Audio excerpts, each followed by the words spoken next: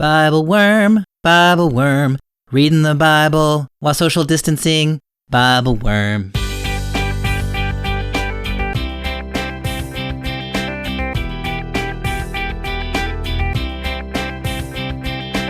Welcome, friends, to BibleWorm. I'm Dr. Amy Robertson, here as always with Dr. Bobby Williamson. We are two Bible scholars and people of faith, one Jewish and one Christian. Bobby is an associate professor of religion at Hendrix College in Little Rock, as well as founding pastor of Mercy Church in that very same town. I'm the executive director of Congregation Beit Haverim in Atlanta. Together, we are BibleWorm, braving these crazy, isolating days by digging deep and staying flexible.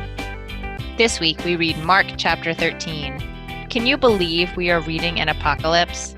We sit with the ways that the text anticipates an unveiling of fault lines in our society that were already there, and see how that applies to us today. We see the imperative to speak and act with integrity even in the face of fear and suffering. We insist upon the gospel's promise of good news. And we remember the good old days when that helpful paperclip would pop up on Microsoft Word and solve all of our problems. Do you remember that guy? Those were the days. We're glad you're here.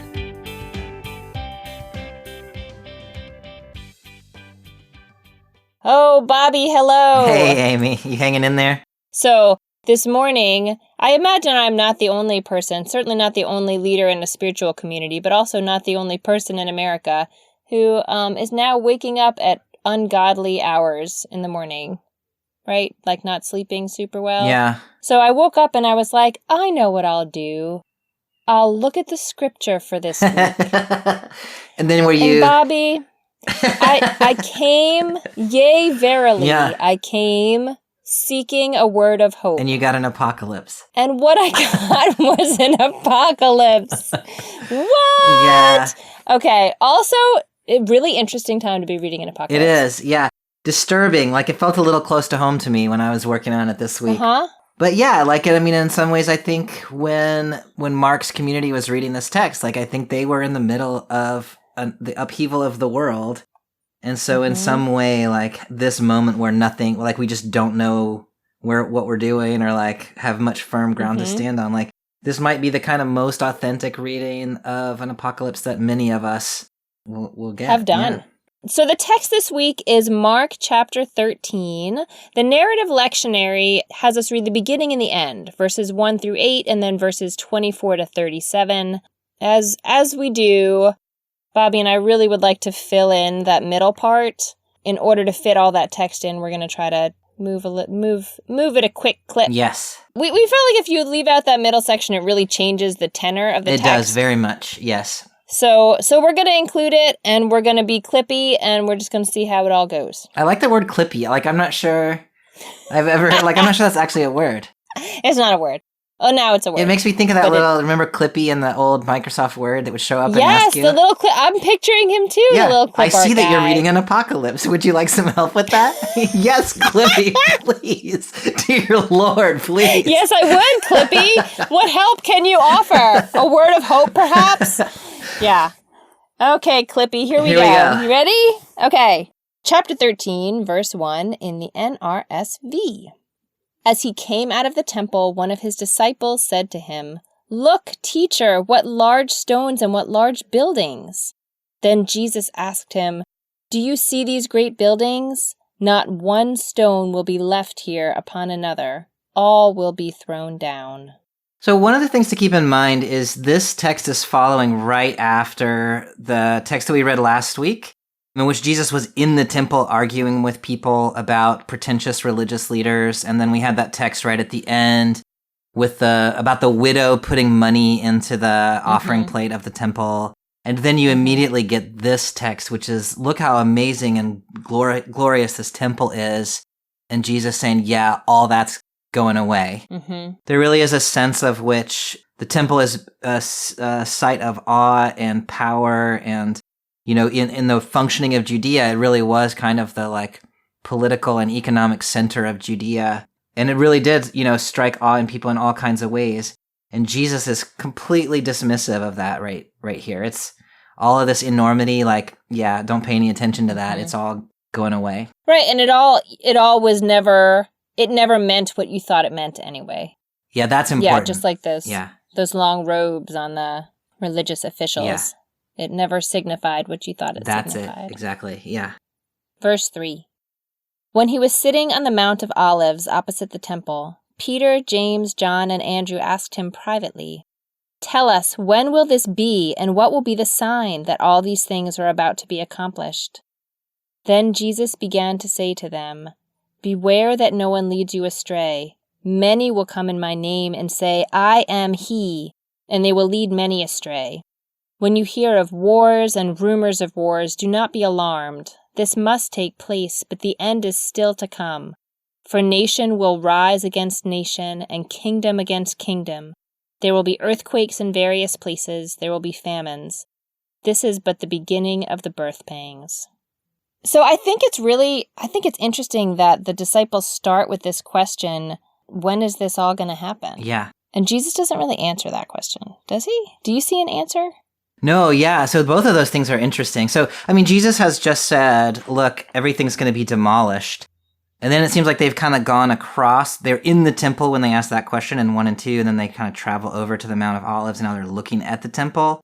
And to me, that's the logical follow-up question, right? Is you just said all this is going to be demolished. And so the right question is, when should we expect that? Yeah.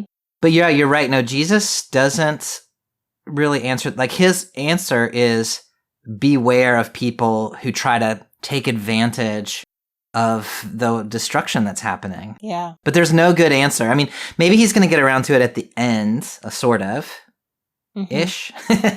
But sort of ish, yeah. To me, this is really insightful in that. So in verse 7, when you hear of wars, reports of wars, nations and kingdoms fighting each other, earthquakes and famines, like, this is the way that the world is, right? And like, you can identify this in like that's true. Any time and place.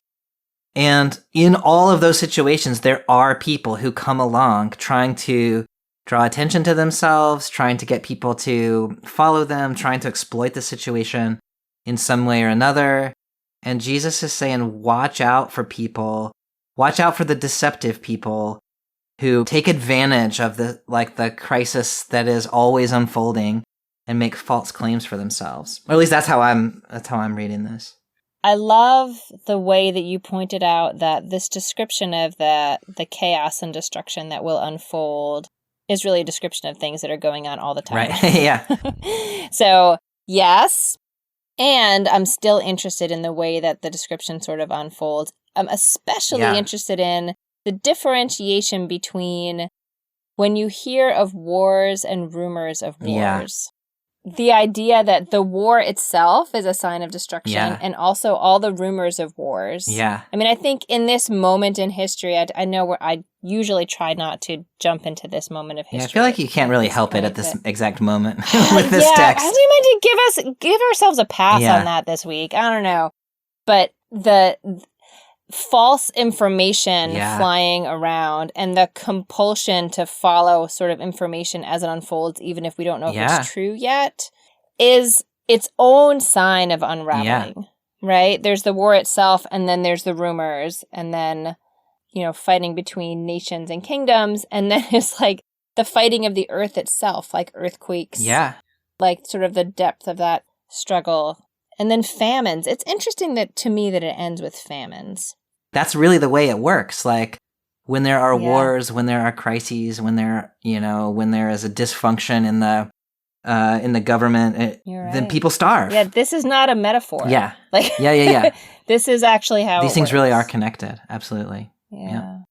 All right. Moving on. Verse 9. As for yourselves, beware, for they will hand you over to councils, and you will be beaten in synagogues, and you will stand before governors and kings because of me, as a testimony to them. And the good news must first be proclaimed to all nations. When they bring you to trial and hand you over, do not worry beforehand about what you are to say, but say whatever is given you at that time, for it is not you who speak, but the Holy Spirit. Brother will betray brother to death, and a father his child, and children will rise against parents and have them put to death. And you will be hated by all because of my name. but the one who endures to the end will be saved. Okay, I just have to say, as a person who is now home with my children all the time, and knowing many folks in my community who are also caring for parents at this time, and suddenly we have this section's a little too real to me. Yeah, I mean, this is only day 6 or whatever it is too, right? I know, the intergenerational violence is troublesome. Yeah, things get a little more personal here. Yeah. A little more personal. We're not talking about general famine and earthquake. Yeah. How would you describe this, the unfolding of the apocalypse in this section? Yeah, so first of all, to me, it's still important to recognize that this is not the results of the coming of the Son of Man. Like, this isn't the result of the apocalyptic moment initiated from the heavenly realm. This is the result of the political struggles that we were talking about in the previous section. Mm-hmm. So this is not like, hey, Jesus is going to show up and all this terrible stuff's going to happen. It's going to be, all this terrible stuff's going to happen. That's a really important point. So then in that sense, this is just descriptive, right? Like, when there's war, when there's strife, when there's rumor, when people are hungry, when the world is in crisis, these are the kinds of things that happen. That people do, yeah. Mm-hmm. So the instructions are, watch out for yourselves, right? Proclaim the good news to the nations. Mm-hmm. And so I think there's some question about what exactly that means. But like, if you just sort of follow the way we've been interpreting Mark, for the last several months, there's something in there about looking out for the covenanted community that brings life, where people look out for the most vulnerable, and that coming to fruition in the ministry of Jesus. I think that's the good news. Like, hey, God has this vision for a community that works basically the way the Torah had envisioned, where people are not exploited, but everyone is taken care of. So keep proclaiming that good news, right? Jesus is bringing this covenanted community, and that this kind of message of communal, like, we're all in this thing together, let's hold each other up, is one of the things that's leading to all this persecution. What do you think about all of that? I think it is really like a very strong call to say simultaneously, things are going to get really bad and you are not going to be protected from that bad stuff. Yep. And you need to speak the truth. Yes. And people are going to respond in all kinds of ways, and the truth is not going to protect your body. Yes. But that's what is yours to do. I mean, I especially love this direction. Do not worry beforehand about what you will say. Because I would totally, like, the whole building would be on fire, and I'd be like, well, what am I going to say when I don't worry about that, because I feel like what this text is saying is, like, they're going to beat you either way. Yeah. You don't need to plan for how it's going to unfold. The Holy Spirit will give you those words when you need them. And there's going to be suffering in this. Yeah. Like, but it's just sort of, that's like a given at this point. Like, it's... No, that sounds exactly right. Like, I really yes, absolutely. Speak the truth that you feel in your gut. Because, in the Christian framing and Mark's framing, like, that thing you feel in your gut is the Holy Spirit telling you what to say. Speak that truth. And then verse 13, everyone's going to hate you when you do it. Like, that's brutal. I mean, pretty much. But truth to power, right? Like, yes. Yeah, speak truth to power. And it's sort of, for me, is like, well, I don't know. You said this is not part of the apocalypse, so maybe you disagree with this. But, like, things are breaking down anyway. Yeah. Like, what I mean, so this is the birth pangs of the apocalypse, right? So God didn't initiate this. This is the stuff that happens before God initiates. So it's all, it's connected. Does that make sense? It totally does. And I just got this image in my head of what is that old, oh my gosh, and I can't even remember the actor's name now. Oh, shoot. The movie where the guy yells during the trial, you can't handle the Jack truth! Nicholson, yeah. Yes! That's this moment. Yeah. Like, they can't handle the truth. They can't handle the but truth. You're going to have to speak it anyway. That doesn't mean you're going to get off the hook, though. It's going to be really bad. Yeah. I mean, and then verse 13, whoever stands firm until the end will be saved. And in my mind, like, I think you're supposed to read that in the long term. Like, this might be about resurrection, right? Like, it's not that you're going to be protected necessarily from what's going to happen to you in the present moment. But when God redeems the world, you will be part of that redemption. I mean, I think in much smaller ways than they're talking about in this text, but there are a lot of moments in our lives now that we can relate to this, where it sort of is like, whatever I do, people are going to be mad. Yeah.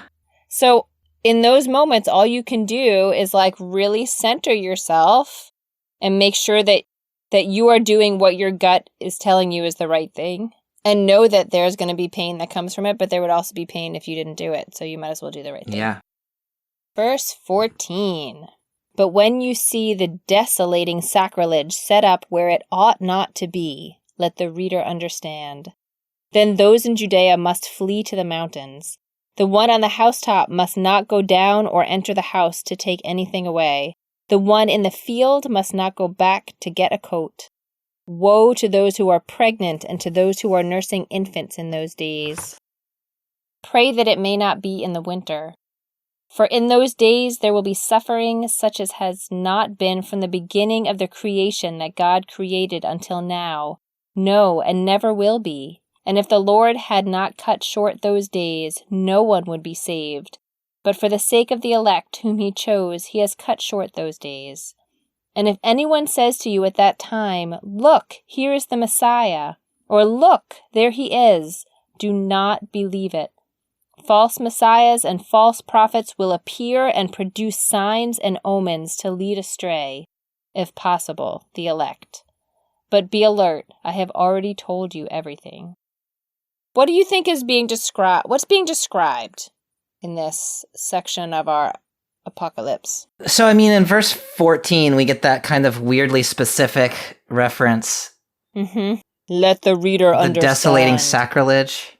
Uh-huh. So probably the historical reference, or at least the intertextual references to Daniel 11 and 12, which in that context seemed to be when the Seleucids, the northern Greek Empire, came and attacked Jerusalem, and the time of the Daniel was written 167 BCE, right around the time of the Maccabean revolt. The Seleucid king Antiochus IV set up a statue of Zeus in the temple and ended the worship of the God of Israel and started worship of Zeus, and that was the desolating sacrilege.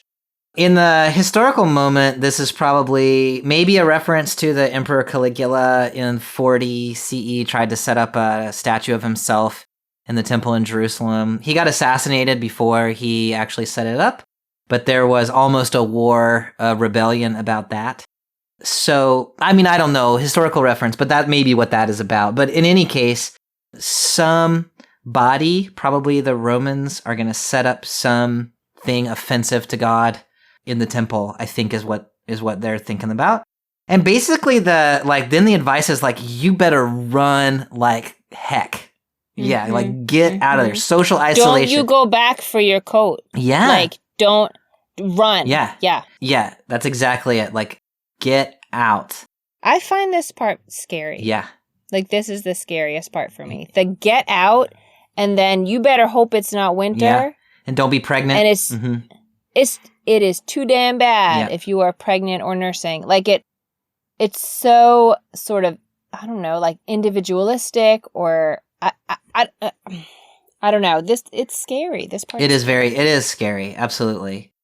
In my reading, this is still not this is still initiated by Rome. This is not initiated by God. Like, God isn't desiring these things, but Jesus is saying when the earthly power is the aggressor, this is what's going to happen, and you don't want to be around for it. And when there are apocalyptic texts in the Hebrew Bible, that is often, there's a sense that God sort of averts God's eyes to let the bad things happen. Yeah. It's not a sense that God is bringing destruction. And in fact, God gets evoked in verse 20.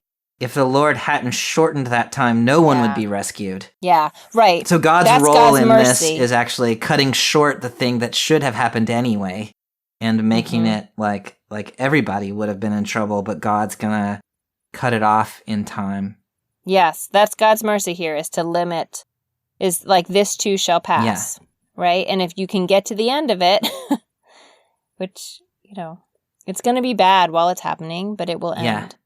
So my reading of this text, and I mean, I don't know that this is the only reading, or maybe even the right reading, but is that all of these things that we've seen unfold so far in the text are human-created crises that are about the human struggle for power, wars, rumors of wars, deception, all of these things, the desolating sacrilege, like violating the Torah commandment, like putting an image of yourself in the place where God should be, like thinking of yourself as the ultimate power in the universe.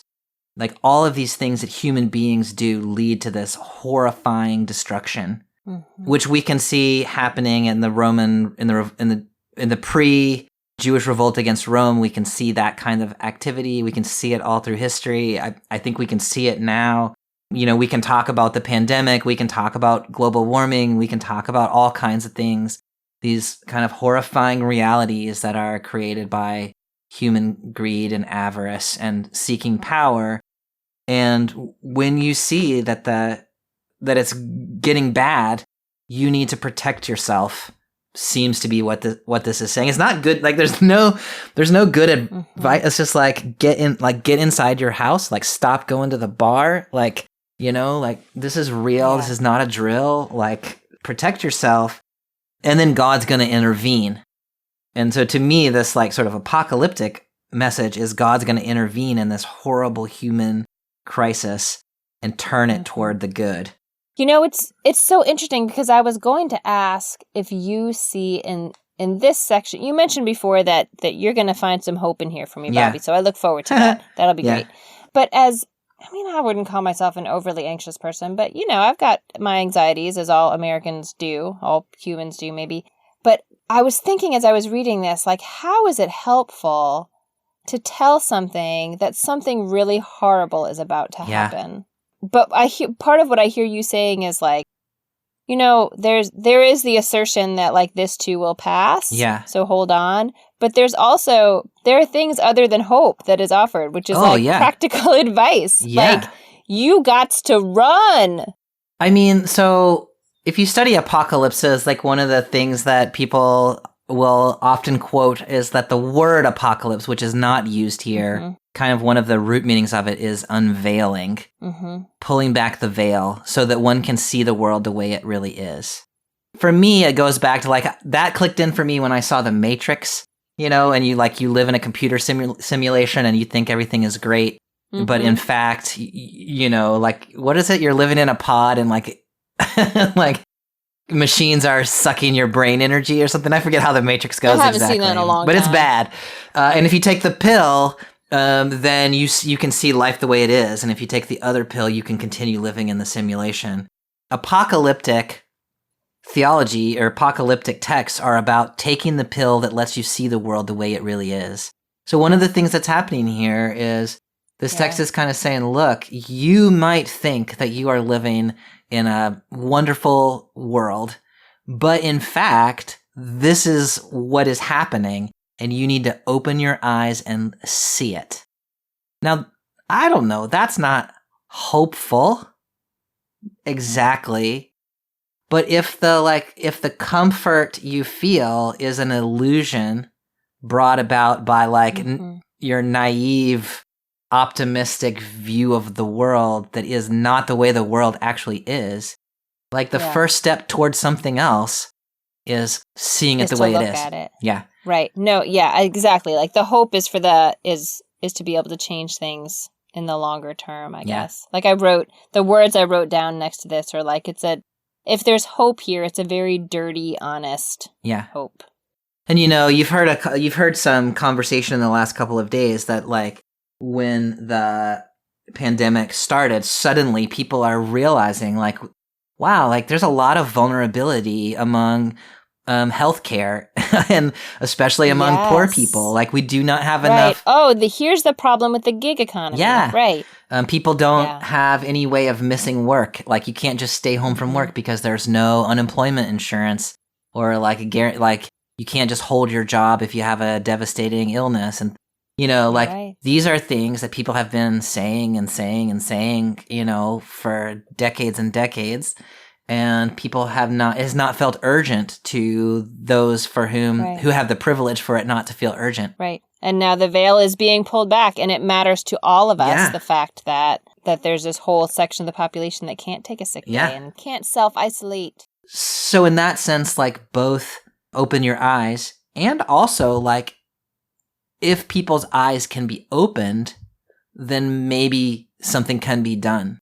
And I don't know, like, my suspicion is that as soon as we get the all clear, like, all the positions are going to retrench the way they were 2 months ago. But I'm a pessimist that way. I think we will be changed by this. For the better? Yes, I think so. I think for the better. That is the hope. But first, we got to finish this text. We will finish reading Mark chapter 13, verse 24. But in those days, after that suffering, the sun will be darkened, and the moon will not give its light, and the stars will be falling from heaven, and the powers in the heavens will be shaken. Then they will see the Son of Man coming in clouds with great power and glory. Then he will send out the angels and gather his elect from the four winds, from the ends of the earth to the ends of heaven. From the fig tree learn its lesson. As soon as its branch becomes tender and puts forth its leaves, you know that summer is near. So also, when you see these things taking place, you know that he is near, at the very gates. Truly, I tell you, this generation will not pass away until all these things have taken place. Heaven and earth will pass away, but my words will not pass away. Yeah. So, I mean, this section starts with basically the first act of creation being undone. Yeah. Right? We're stripping it all the way down. Not just the buildings are coming down and the nations are falling apart, but like this, let there be light is breaking back down again, right? Yeah, absolutely. In my reading, we've shifted a gear from like a human instituted crisis to like now the heavenly realm is responding to it. Yeah, so this is where like the true like this is where the kind of the heavenly intervention is coming in my mind, kind of at verse 24. Right. I mean, this is when the Son of Man appears. Yeah. What do you make of the fig tree? It's such an unexpected image to me because everything has been so like stark and tragic, and like everything is becoming dark and everything is suffering and everyone's hungry. And then you've got the human one, the Son of Man in verse 26, coming in the clouds with power and splendor, and the angelic army has showed up. And then suddenly you get such a tender image of this fig tree. It's springtime. The branch is tender. There's new life that's kind of eking its way, like just like pushing out into the world. And that's the image of the inbreaking of the kingdom of heaven, right? The rule of the Son of Man is like tender sprouts, like breaking out in the middle of this like chaos. What did you see when you read it? I think I'm a little bit confused about the extent to which the fig tree is a metaphor for something. Yeah. But then it says, okay, so I get the idea that as soon as the branch becomes tender and puts forth its leaves, you know that the good time is coming, right? You know that summer is near. Right. So I don't know that I get that, like, I love that feeling of like anticipation when you see spring coming and new life being born, but it doesn't quite tell you what that new life is going to look like, right? It just says when you see or what the kingdom's going to look like. It says when you see that tender branch and the leaves, you will know that he is near, or it is near, at the very gates. So like something's about to happen. You feel the anticipation of new birth. So absolutely, it's metaphor. And I think one question is like how far do you take a metaphor? But you could, like, a temptation of kind of a popular way of talking about apocalypse is like, the stuff's about to get real. And so one could imagine a metaphor of like winter is coming, like we're all in trouble. And so the fact that the metaphor is a fig putting forth tender leaves, heralding the arrival of summer and abundance and, food. So I think that says something about what the new life is going to look like. What it will be like, the nature of the life. It's a good image. It's a positive, hopeful, warm, well-fed image. Verse 32, last section. But about that day or hour no one knows, neither the angels in heaven nor the Son, but only the Father. Beware, keep alert, for you do not know when the time will come. It is like a man going on a journey, when he leaves home and puts his slaves in charge, each with his work, and commands the doorkeeper to be on the watch. Therefore keep awake, for you do not know when the master of the house will come, in the evening, or at midnight, or at cockcrow, or at dawn. Or else he may find you asleep when he comes suddenly. And what I say to you, I say to all, keep awake. So, this goes back to the message you underscored in the very first section we read, or very early in this chapter, where the disciples asked, when is this all going to happen? Yeah. And Jesus said, pay attention. Yeah. Beware. Yeah. Beware of false prophets, beware of whatever, but I'm not giving you a time frame. You are officially on notice. Yes. That's hard to do for a long time, Bobby. Yeah. So in the first part of the text, it's beware of these false people.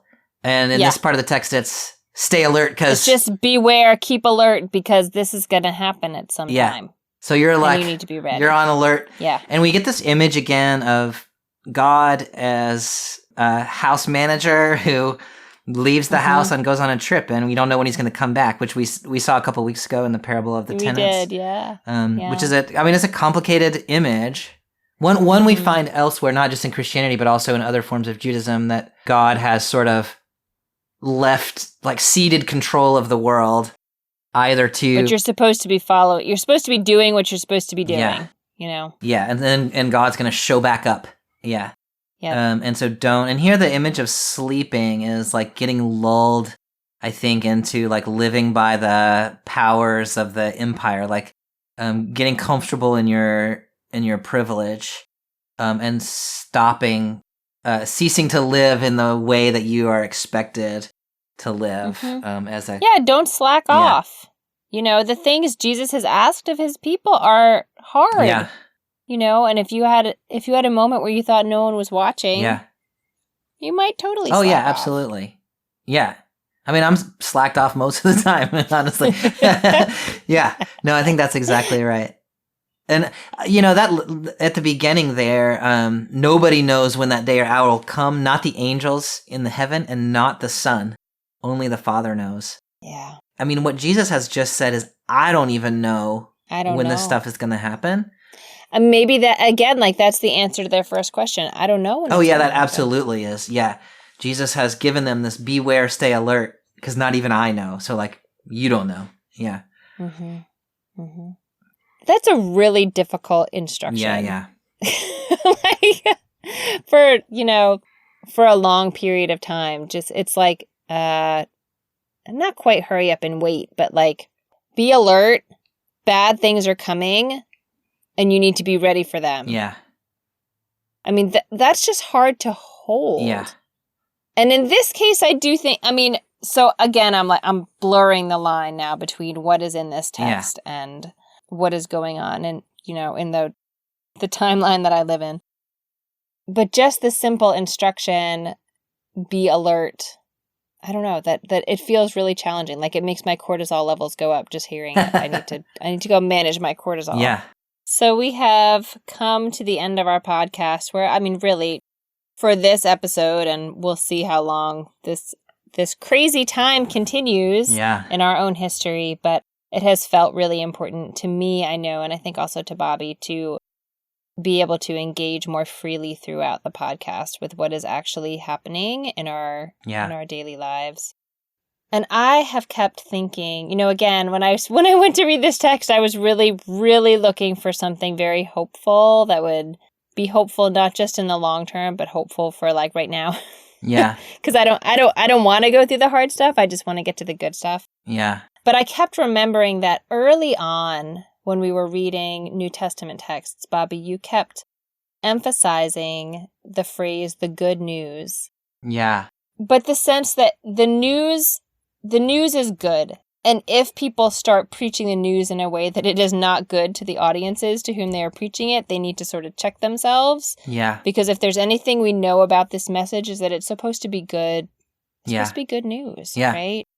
So to sit with that in this text was really interesting, Yeah. because I've really liked the parts of our conversation where we have talked about what are the sort of fault lines that exist in our society now that we may have been not necessarily oblivious to, but maybe others in our country were, or maybe we haven't had sort of as clearly in our consciousness as we have now.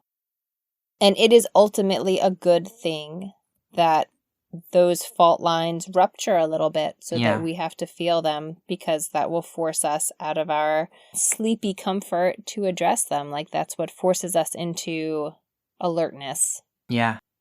I've also really appreciated in this text that little line in there that was like, don't worry about what you're going to say when they call you into the synagogues to testify. Like, okay, as a community leader in a spiritual community, not the community leader, but part of a leadership team in a synagogue community, it is easy to think that we have to know what to do and we have to figure everything out, and we're sort of like controlling things in some way, or, we feel a very heavy responsibility that's real. And there are very few instructions for how we're supposed to discern what is in the best interest of our communities.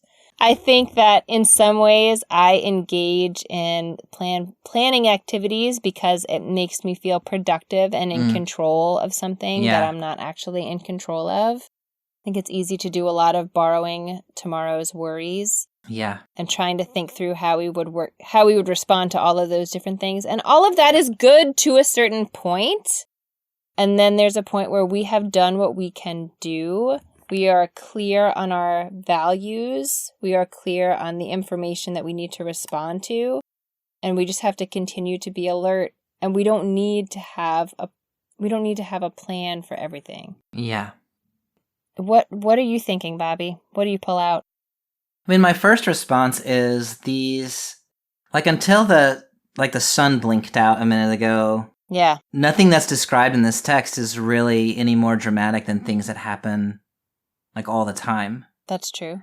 Like I am positioned with enough privilege that I don't experience it that way very often. Mm-hmm. But yeah, wars and rumors of wars and earthquakes and famines. And people running from their homes into the mountains. Refugees running from their homes and being imprisoned. Yeah, diseases wiping out parts of the world. Like these kinds of things are happening all the time. And people have cause. Yeah. People have cause to be fleeing their homes without stopping to pack anything all the time. So yeah, I don't read this as like shock literature in that sense. Or like trying to get you to understand something that is not really happening, but more trying to open our eyes to the things that are always going on. And especially for those of us who can insulate ourselves from those things. The bit about the Son of Man returning. So there's a couple things that are happening here. One is the Son of Man's going to return, but you're not going to know when it's going to happen. So your job is to speak the truth here and now, because this could be the time. Yeah. And so, I think that one of the messages that I think is there is something like, and I mean, I don't know, like, there is a kind of a liberal, progressive way, like old school liberal, like we are progressing towards some kind of wonderful culmination of history. Like we're going to get this whole thing right and everyone's going to live happily ever after. And I am cynical enough to think that humanity is never going to achieve that. Mm-hmm. And so one message that I think one could read in this text is, if we're ever going to get there, where we live in some kind of idealized kingdom of heaven, it's only going to happen if there is intervention from someplace else. It's only going to happen if God re-enters history. Is that going to happen or not? I don't know. Is it happening right now or not? I don't know. And this text is saying, like, it's not your job to figure that out. Your job is to insist here and now that we can live toward that reality, and we have the responsibility to speak and live out that reality, even though it's not the dominant reality of the world in which we live. And we hope that God's going to intervene. I think in this text, like, it's holding out that hope that eventually, like, it's gonna happen. Yeah, we'll reach that point. But we're not going to do it ourselves. But that doesn't mean we shouldn't be, like, trying to make it happen all the time. That's kind of how I read. And so, like, is there a literal, like, second coming? You know, the story of my faith is, yes, there is. And therein lies the hope. The reality of being a person within that faith is that coming is long forestalled. Right here it says the generation standing here on the Mount of Olives with Jesus is not going to pass away before God returns. Right. And, you know, here we are 2,000 years later. So and so what do you do with that? To which one response is you decide that was a bad prophecy and it's never going to happen, and, like, throw up your hands. Mm-hmm. And the other response is you keep doing what Jesus said to do in Mark's gospel, which is speak and live the truth. Always be on your guard and recognize when things are getting bad and protect yourself. That's what I got. Ooh, Bobby. Preach! That was great. All right, Amy. Oh, friends. I hope it's a good week for all of us. The weeks feel like a million years these days, but I hope it's a good one. Me too. All right, bye.